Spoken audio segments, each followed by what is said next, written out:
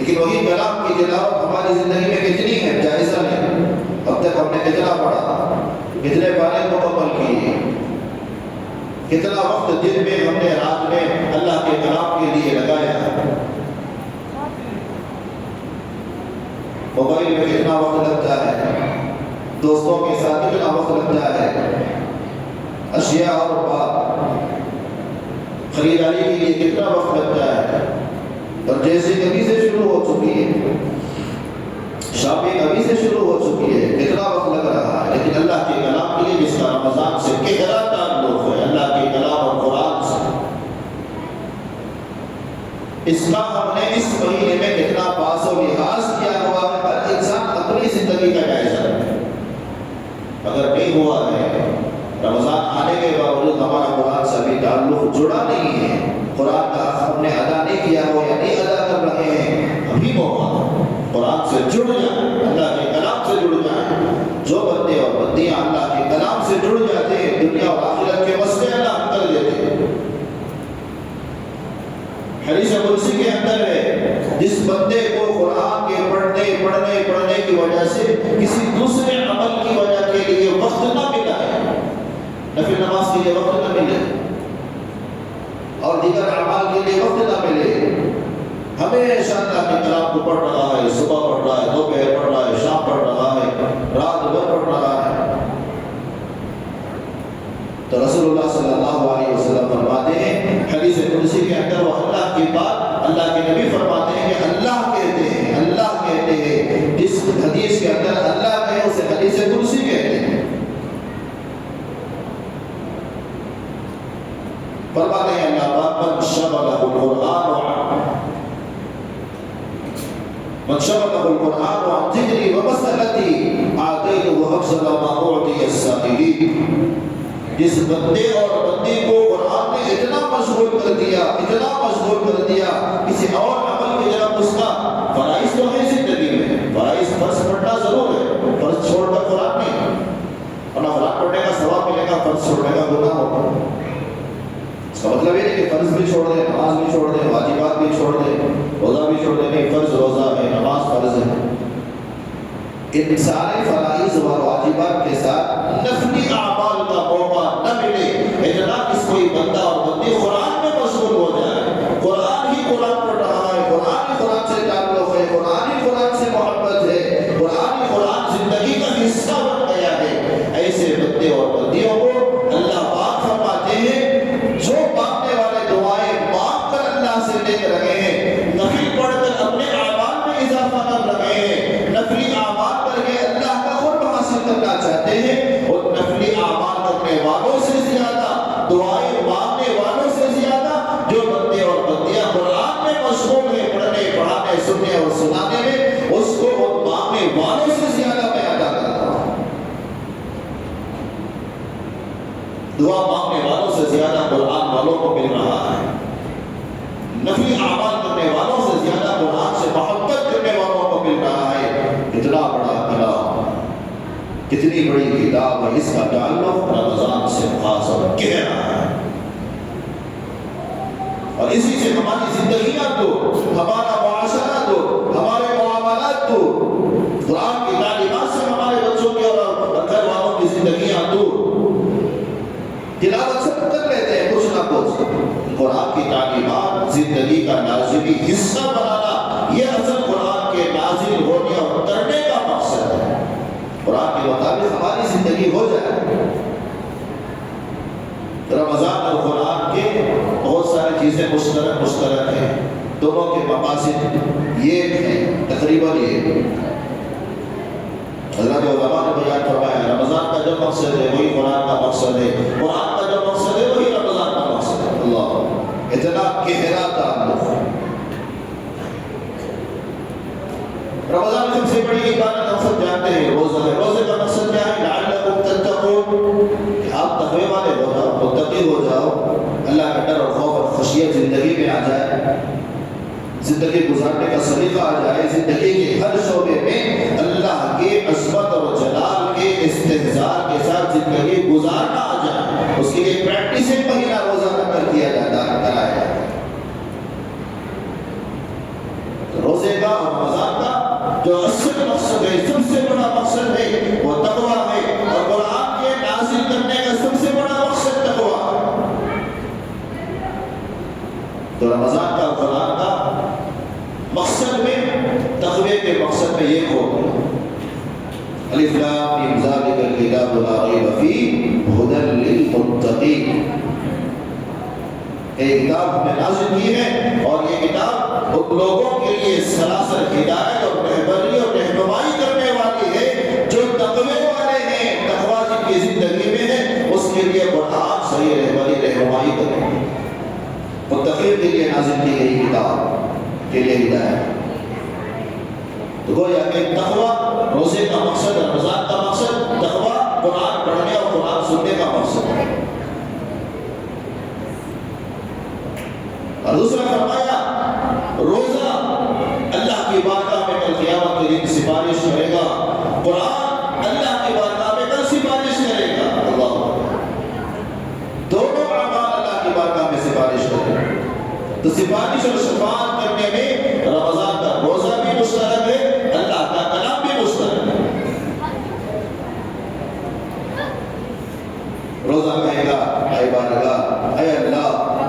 فلاں بندے اور بندے کو صبح سے صادق سے لے کر غروب آفتاب تک کھانے سے پینے سے اپنے جائز خواہشات سے روکے رکھا،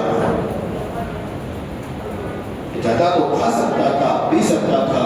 اللہ روزے کی برکت سے، تقوی کی برکت سے، تیرے ڈر اور خوف کی وجہ سے یہ بھوکا بھی رہا، پیاسا بھی رہا، خواہش جائز خواہشات کو پورا کرنے سے رکا رہا، تیری رضا کے لیے، تیری ابتغاء کے لیے اور تیری مرضی کے لیے اور تجھے خوش کرنے کے لیے، تو روزے کی شفاعت اللہ قبول کر لے۔ تو روزے دار کی شفاعت قیامت کے دن اللہ پاک روزہ کرے گا، روزے دار کی شفاعت، ورنہ اس وقت حال کیا ہوگا؟ قیامت کا منظر ہوگا، حشر کا میدان ہوگا، یوم یقوم الروح والملائکۃ صفا لا یتکلمون الا من اذن له الرحمن، سب کے سب بات کر کھڑے ہوں گے، نفسا نفسی کے عالم میں پسینے میں غرق ہوں گے، کوئی کسی کا گوسان حال نہیں ہوگا، زبان کوئی کھول نہیں سکتا، آنکھ اٹھا کر کوئی دیکھنے کی خدمت کسی کو ضرورت نہیں ہوگی۔ ایسے موقع پر وہ کس کی سفارش ہے؟ دنیا میں بڑوں کا سہارا لے لیا جاتا ہے، کسی کونسلر کا سفارش کے لیے سہارا لے لیا جاتا ہے، منسٹر کا سہارا لے لیا جاتا ہے، اور محلے میں بڑوں کا کی سفارش لے لی جاتی ہے۔ دنیا میں سفارشات تو کسی کی بھی چل سکتی ہے، کسی کی بھی شفاعت کرے، کسی کی بھی سفارش کرا دے، آپ کا کب دنیا میں بن جائے گا؟ حشر کا میدان اللہ کو فیصلہ کرنے والا فیصل اور حاکم بن کر بیٹھا ہوا ہوگا، کسی کی مجال نہیں ہوگی زبان کو، کسی کو اجازت نہیں ہوگی زبان کھولنے کی، سفارش کرنے کی۔ ایسے موقع پر ہمارا روزہ رمضان میں گزارا ہوئے روزے یہ اللہ کی بارگاہ میں سفارش کر دے، کتنی بڑی بات ہے۔ اور یہ سفارش ایسی نہیں کہ اسے رد کر دیا جائے، واقعی روزے سے جو بندہ روزے کے آداب اور شرائط کے ساتھ روزہ رکھتا ہے، ایسے بندے اور بندیوں کی سفارش ہو۔ روزہ بھی روزہ ہو، روزہ صرف بھوکا رہنے کا نام نہیں ہے، پیاسا رہنے کا نام نہیں ہے، روزہ بھی ہے تو گناہ بھی چل رہے ہیں، روزہ بھی ہے، بھوکے بھی ہیں، پیاسے بھی، گناہ بھی ہیں، پورے آداب اور شرائط کے ساتھ جو بندے اور بندیاں روزہ رکھتے ہیں، یہ روزہ اللہ کی بارگاہ میں سفارش کرے گا اور اس کی سفارش اللہ قبول کریں گے۔ اور قرآن بھی سفارش کرے گا، دن بھر کا تھکا ہوا ہے اللہ، فلاں بندے اور بندیاں دن بھر میں تھکے ہوئے تھے، تراویح میں قرآن سننا چاہتے تھے لیکن طبیعت ساتھ نہیں دے رہی تھی، ہاتھ میں درد تھا، پیر میں بزنس کرتے کرتے، تجارت کرتے کرتے پیر میں بھی درد تھا، سر بھی چکرا رہا تھا، سر کا وزن تھا، آنکھوں میں صاف نیند کی علامتیں نظر آ رہی تھی، لیکن پھر بھی یہ بندہ اللہ کے کلام کو سننے کے لیے، اللہ تیرے کلام کو سننے کے لیے اور تیرے کلام کی تلاوت کے لیے رات میں بھی اس نے کوشش کی، دن میں بھی اس نے کوشش کی، تیرے محبت کی خاطر، تیری ذات سے نکلی ہوئی چیز اللہ کے کلام کی خاطر، اور جو خالق اور خالق کی خاص صفت ہے قرآن سے محبت اور شغف کی خاطر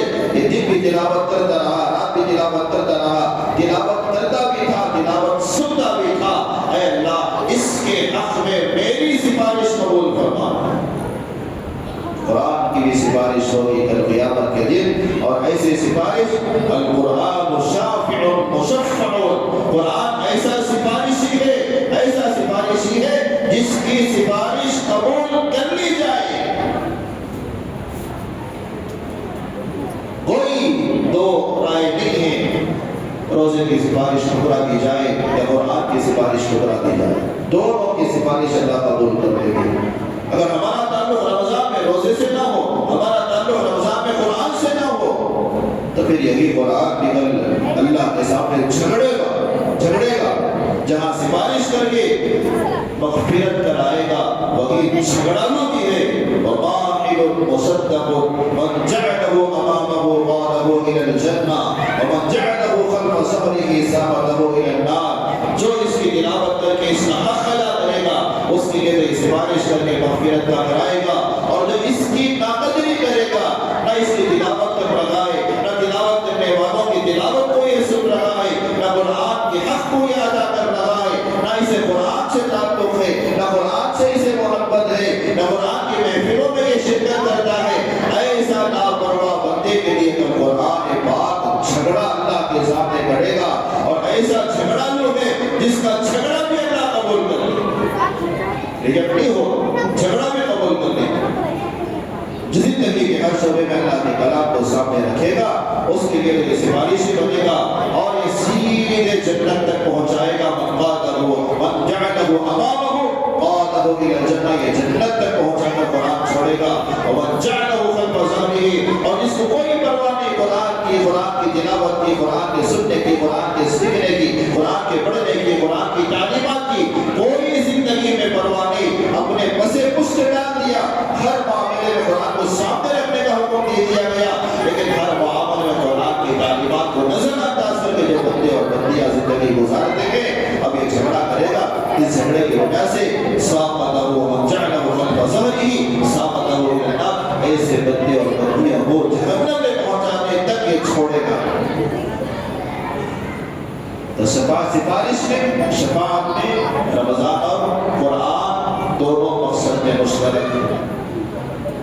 اور تیسرا فرمایا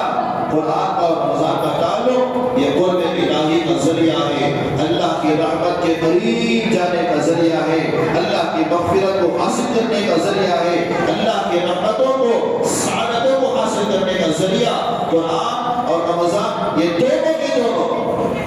رمضان میں جتنا بندہ اللہ کے قریب پہنچتا ہے اتنا 11 مہینوں میں نہیں پہنچتا، اور قرآن پڑھ کر جتنا اللہ کی رحمت کو متوجہ کرتا ہے اتنا کسی عمل کے اندر بندہ متوجہ نہیں کرتا۔ اس لیے فرمایا روزے کا مطلب کیا ہے، روزے کی جزا کیا ہے، روزے کا بدلہ کیا ہے، وہ تو ہے عمومی اور جنرل وعدے۔ من صام رمضان ایمانا واحتسابا غفر له ما تقدم من ذنبه، جو رمضان میں روزہ رکھے گا ثواب کی نیت سے اللہ کے ساتھ امید رکھتے ہوئے اس کے سارے گناہ تو معاف ہو جائیں گے، لیکن روزے کا حقیقی بدلہ، روزے کی حقیقی جزا، روزے کا حقیقی انعام کیا ہے؟ اللہ کہتے ہیں روزے کا حقیقی انعام میں خود ہوں۔ نماز کے کا بدلہ کوئی کسی شکل میں مل رہا ہے، زکوٰۃ کا بدلہ کسی شکل میں مل رہا ہے، اور تلاوت کا بدلہ کسی بھی شکل میں مل رہا ہے، صدقات و خیرات کا بدلہ کسی بھی شکل میں مل رہا ہے، حج اور عمرے کا بدلہ کسی بھی شکل میں مل رہا ہے، ہر عمل کا بدلہ الگ الگ وعدے آپ کو مل رہے ہیں، لیکن روزے کا بدلہ خود اللہ کا مل جانا، خالق اور مالک کا مل جانا، روزے کا بدلہ میں ہوں، گویا کہ جس کے ساتھ اللہ ہو جاتا ہے اور جس کی سمعیت میں اللہ پہنچ جاتا ہے، گویا کہ حدیث پاک کے اندر آتا ہے اللہ کے مل جانے کا مطلب کیا ہے؟ میں اس کی آنکھ بن جاتا ہوں جس سے وہ دیکھتا ہے، میں اس کے کان بن جاتا ہوں جس سے وہ سنتا ہے، میں اس کی زبان بن جاتا ہوں جس سے وہ بولتا ہے، میں اس کا دل اور دماغ بن جاتا ہوں جس سے سوچتا اور سمجھتا ہے، میں جسم کا وہ عضو بن جاتا ہوں جس سے وہ سارے اعمال کرنے کی اسے توفیق ملتی ہے۔ گویا کہ اللہ کی معیت اور اللہ کے مل جانے سے بندہ ہمیشہ نیکیوں میں لگا رہتا ہے اور گناہوں سے بچتا رہتا ہے۔ یہ تیسرا سب سے بڑا مقصد رمضان اور روزوں کا اور قرآن کا تعلق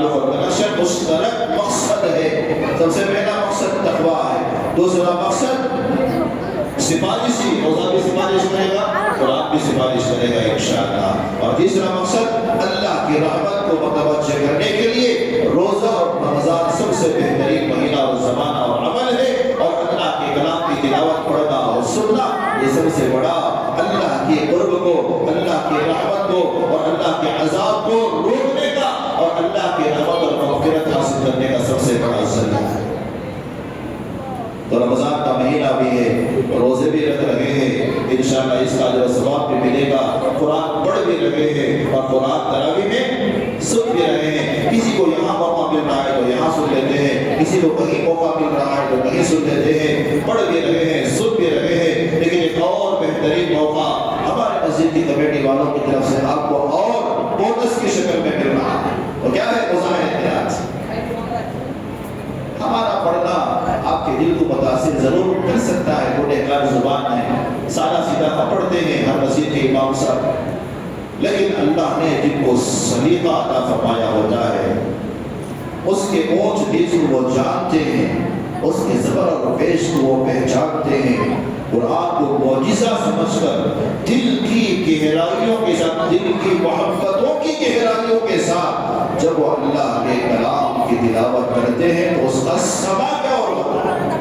اس کا مزہ ہی اور ہوتا ہے، اس کے اندر ایمان کی کیفیت ہی اور ہو جاتی ہے، اس کے اندر محبت الہی اور اللہ کے کلام سے محبت کا انداز بدل جاتا ہے۔ بے ساختہ آپ چاہے نہ چاہے آنکھوں سے آنسو جاری ہو جاتے ہیں، دل کے اندر اللہ کے کلام کی محبت پیدا ہو جاتی ہے۔ یہ مظاہر خیرات کل ہفتے کے دن رات میں آپ کو موقع مل رہا ہے اور گہرا تعلق قرآن سے اور گہرا تعلق رمضان سے ہونے اور کرنے کے لیے اللہ جزائے عطا فرمائے۔ منتظرین کو، ذمہ داروں کو، انتظام کرنے والوں کو اللہ کرے ہمیں قدردانی کے ساتھ اس مجلس میں شرکت کرنے کی توفیق عطا فرمائے، اور اس مجلس میں شرکت کر اور مزید جو رمضان کا قرآن کا تعلق اللہ نے، اللہ کے نبی نے بتایا ہے اس میں مضبوط آگے پیدا کرنے کی توفیق عطا فرمائے، اور اللہ کے کلام کو ہمیشہ زندگی کے ہر شعبے میں اللہ کے کلام کی تعلیمات کو سامنے رکھ کر زندگی گزارنے کی توفیق عطا فرمائے۔